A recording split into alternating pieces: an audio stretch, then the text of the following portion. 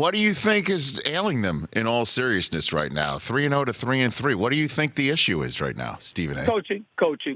I mean, I think that when you look at their defense, from a talent perspective, they're there. Obviously, they had a better year last year, but with Jalen Smith and Leighton Vander Esch and even Sean Lee back there, the bottom line is that they've got a whole bunch of talent. Injuries have derailed them to some degree. A couple of tackles on their offensive line. Obviously, you got to take that into consideration. Last week, Amari Cooper got hurt. Michael Gallup was out the week before. Randall Cobb was out this week. So injuries play a role, but there are coaches that have had less talent that have had more success. And at some point in time, you could hold Jerry Jones accountable, but primarily at this point, it's for keeping Jason Garrett in that position. 10 years on the job, 3 times he's made the playoffs, 2 playoff victories in 10 years, and they call themselves America's team. It's really unacceptable in the grand scheme of things, in all seriousness.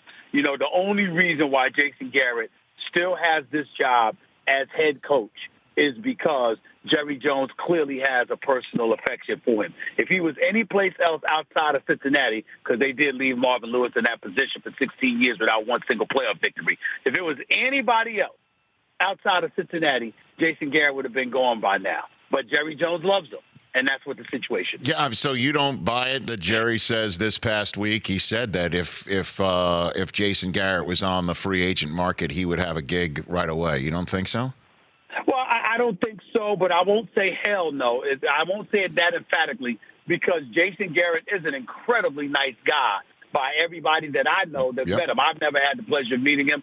Everybody says that he's an incredibly nice guy. And you do have those guys that just they have that ability to cultivate a relationship with those in positions of influence and power where you're inclined to give them a chance simply because you like them. But if you're looking at this guy's record, there's no excuse for him to still be the head coach of the Dallas Cowboys. Let's take, for example, Mike Tomlin in Pittsburgh.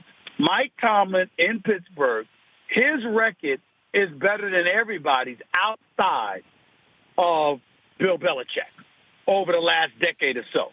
And, folks were talking about how he needed to go from last year. They're damn sure talking about how he needs to go down.